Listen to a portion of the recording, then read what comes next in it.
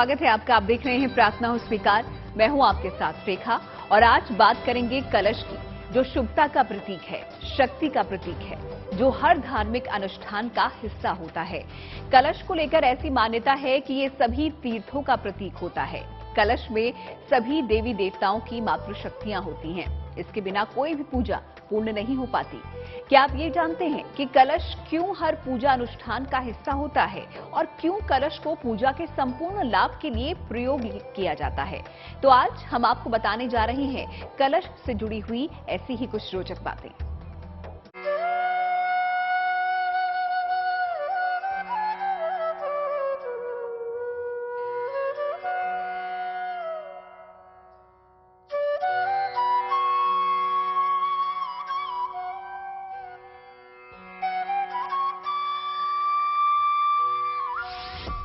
पूजा में कलश का प्रयोग है विशेष।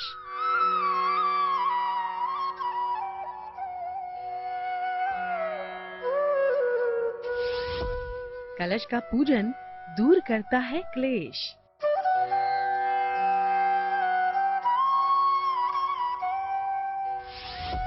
पूजन को शुभ बनाता है कलश।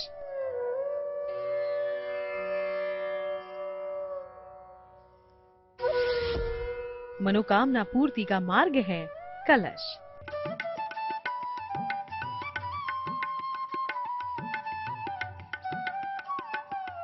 कोई भी पूजा हो, शुरुआत होती है कलश के साथ। जिस तरह पूजा करते समय रोली, फूल, फल का महत्व है, उसी तरह पूजन में कलश की स्थापना का विशेष महत्व है। कलश जो है वो संपूर्ण सृष्टि का प्रतीक माना जाता है। अर्थात जो अपनी पूरी सृष्टि है, जिसमें जल, नभ, वायु, आकाश और पृथ्वी, इस सभी का संपूर्ण प्रतीक माना जाता है। पूरे भू पिंड जो है उसका प्रतीक माना जाता है। और कलश में जो है ब्रह्मांड के सभी देवी देवता, उनका निवास माना जाता है।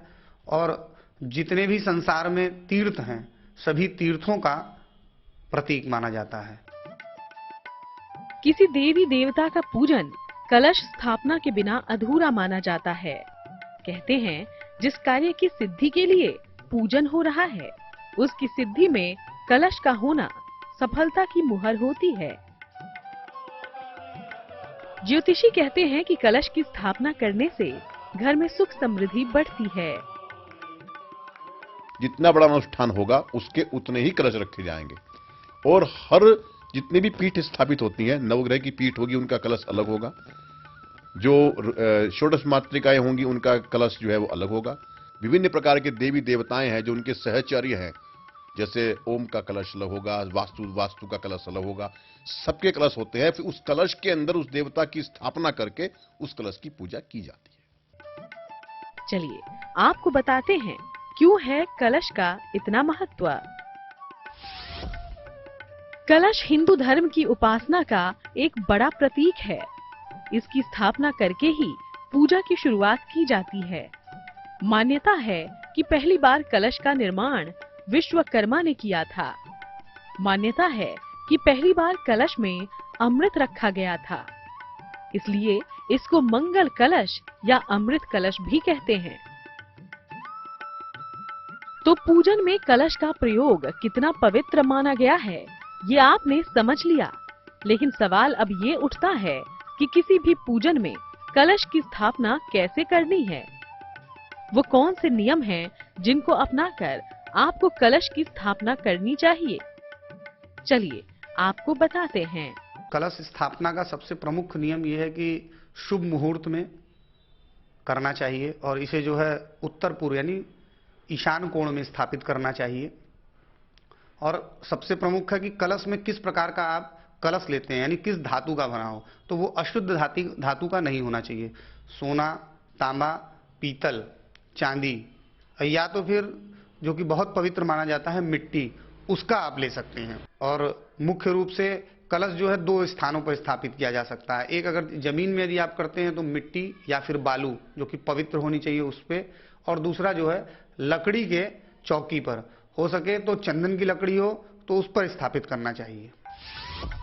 कलश को किसी अनाज की ढेरी या रंगोली पर स्थापित करें। कलश के ऊपर मंगल चिन्ह बने हुए हों और इस पर मौली लपेटी हुई हो। कलश जल से भरा होना चाहिए। जल में एक सिक्का भी होना चाहिए। कलश के मुख पर आम के पत्ते होने चाहिए। सबसे ऊपर एक नारियल भी होना चाहिए। कलश की दाहिनी तरफ एक दीपक जलना चाहिए। तब जाकर अनुष्ठान का आरंभ करना चाहिए। पूजन में कलश भर रख देने से आपकी मनोकामना की पूर्ति नहीं हो जाएगी। पूजन में सिर्फ कलश को भरना ही नहीं, बल्कि इसे कहाँ रखा जाए, इसकी विधि समझना भी जरूरी है। अगर आप जिस देवता का आप जो है आवाहन कर रहे हैं, उस देवता से संबंधित वस्तुओं को उसमें कलश में डालना अति आवश्यक होता है। सामान्य जब कलश की स्थापना होती है, उसमें पंच पल्लव, आप 5 प्रकार के जो पत्ते होते हैं, उसमें पीपल का है, बड़ का है और पिलखन का है। साथ में जो है ये 5 पत्ते जो होते हैं वो उसको आच्छादित करते हैं। उसमें जो है गंगा जल और सप्त नदी का जल भी डाला जाता है। साथ में पंच रत्न डाले जाते हैं उसके अंदर। सुपारी हुई, साथ में उसके सर्व औषधि हुई। उसके साथ में जो है दक्षिणा के अंदर आप स्वर्ण का या रजत का उसमें अंदर सिक्का हुआ उसको डालते हैं और उस कलश के ऊपर ओमकार की स्थापना करके ओम बनाकर उसके ऊपर जो है उस कलश की स्थापना की जाती है। जी, जिस देवी देवता के परिपेक्ष जो है आप कलश की स्थापना कर रहे हैं, जैसे यदि माता की उपासना के लिए कलश की स्थापना की जा रही है, तो माता के बीज मंत्र को ओम ऐं ह्रीं क्लीं चामुंडायै विच्चे का पाठ मन में निरंतर करते रहना चाहिए और उसमें प्रयुक्त होने वाले सभी सामान जो है वो शुद्ध होने चाहिए। कलश में जो है अक्षत, रोली, इत्र, चांदी का एक सिक्का, ये सभी चीजें अच्छे से पहले उसको धुल के साफ करके पवित्र करके फिर उस सभी का इस्तेमाल करना चाहिए। कलश जहाँ रखना है वहाँ मिट्टी की वेदी बनाएं। वेदी पर हल्दी से अष्टदल बनाएं। फिर उस पर कलश रखें। कलश के अंदर पंच पल्लव, जल, दूर्वा, चंदन, पंचामृत डालें। फिर सुपारी, हल्दी, अक्षत, सिक्का, लौंग, इलायची, पान सुपारी डालें।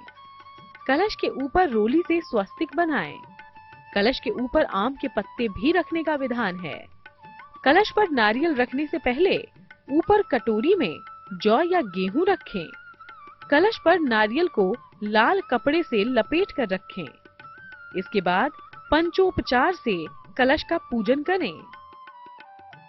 तो इस विधि से आप अपनी मनोकामना पूर्ति के लिए करवाए जा रहे पूजन में सफलता पाने के लिए कलश स्थापित कर सकते हैं।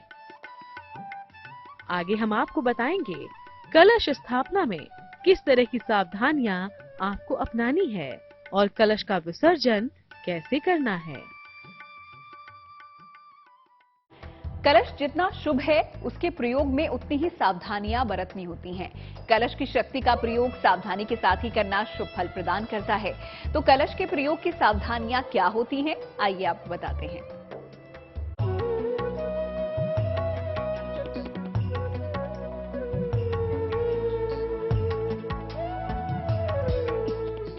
कलश का प्रयोग पूजा में कितना विशेष है ये तो आपने समझ लिया।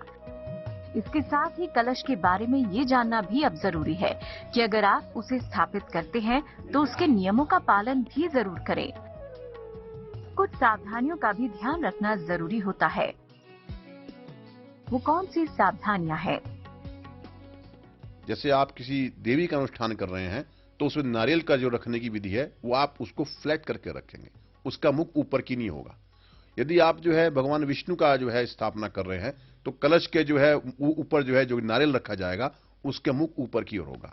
साथ में आप यदि रुद्र भगवान शंकर की कलश की स्थापना कर रहे हैं तो उसके अंदर जो है वो समानांतर जो है वो उसके ऊपर जो है नारियल को रखने की विधि बोली जाती है। साथ में जो उनके जैसे गणेश जी का आह्वान कर रहे हैं तो उसमें दूर्वा अति आवश्यक है।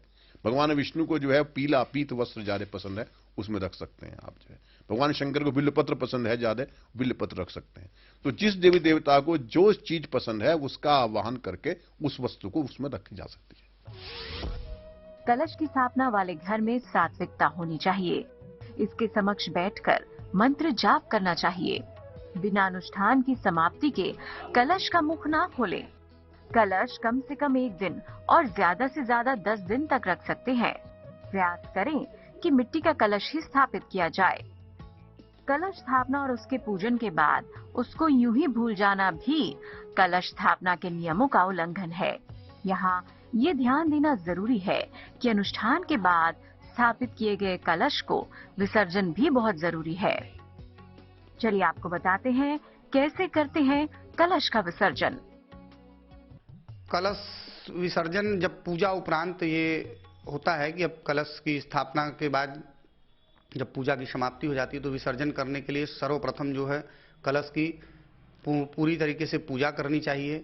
फिर उसके बाद उस पर अक्षत छिड़क कर उसको विसर्जित करने के लिए ओम विष्णवे नमः विष्णवे नमः विष्णवे नमः बोल करके उसे विसर्जन करना चाहिए। और आम के पल्लव या पान जो भी उस पे पत्ता रखा गया है उस पत्ते से जो कलश में जल, पवित्र जल है जो कि पूजा उपरांत अभिमंत्रित हो चुका है, उस जल को घर के संपूर्ण कक्षों में, संपूर्ण जगह पे उसका छिड़काव करना चाहिए और मन में अपने इष्ट का बीज मंत्र का ध्यान करते हुए सभी जगहों पे उसका छिड़काव करना चाहिए। उससे सभी प्रकार के नकारात्मक विचार चले जाते हैं। कलश के नारियल को तोड़कर प्रसाद के रूप में ग्रहण करें। इसके जल को घर के कोने कोने में छिड़कें। शेष जल से स्नान करें। कलश को प्रयोग में ला सकते हैं या जल में विसर्जित कर सकते हैं। कलश स्थापना के नियम, सावधानियां और विसर्जन के बारे में तो हमने आपको बता दिया, लेकिन ज्योतिषी कहते हैं कि मनोकामनाओं के हिसाब से भी अलग अलग कलश की स्थापना की जाती है। धन प्राप्ति के लिए मिट्टी का कलश रखें, जल में सुगंध डालें। संतान प्राप्ति के लिए कलश में हल्दी भी डालें, मुख पर नारियल रखें। ग्रहों की समस्या के निवारण के लिए कलश में ग्रहों से संबंधित वस्तु डालें। हर तरह की कामना के लिए कलश में एक चांदी का सिक्का डालें। तो देखा आपने कैसे कलश आपकी मनोकामना पूर्ति की कुंजी की तरह काम करता है। कलश की स्थापना से जीवन में आप वो सब कुछ पा सकते हैं जो आप पाना चाहते हैं। कलश किसी पूजन में शुभता का कारक है। ऐसे में पूजन में कलश स्थापित करके आप भी उसके गुणों का लाभ उठा सकते हैं। कलश स्थापना से जुड़े कुछ और लाभ भी हैं, आगे जानिए। कलश के प्रयोग से कई प्रकार के लाभ भी जानकार बताते हैं। कहते हैं कि अलग अलग मनोकामनाओं की पूर्ति के लिए कलश से जुड़ी हुए कई प्रयोग हैं। तो कलश से कैसे पूरी हो सकती हैं आपकी मनोकामनाएं, आइए आपको बताते हैं।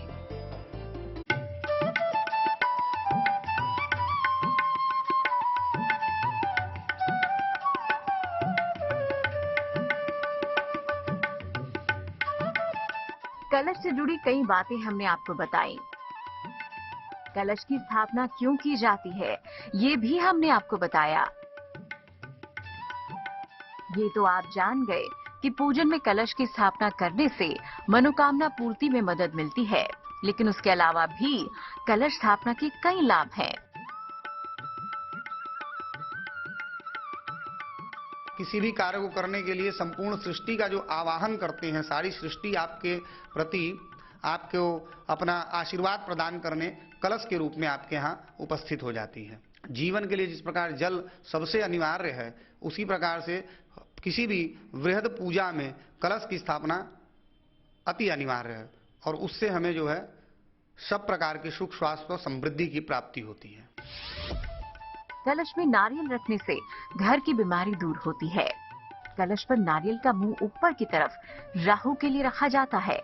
पूजा में कलश रखने से कार्य सिद्धि का वरदान मिलता है। कलश स्थापना से कर्ज से भी मुक्ति मिल सकती है। अखंड धन प्राप्ति के लिए भी कलश स्थापना की जाती है।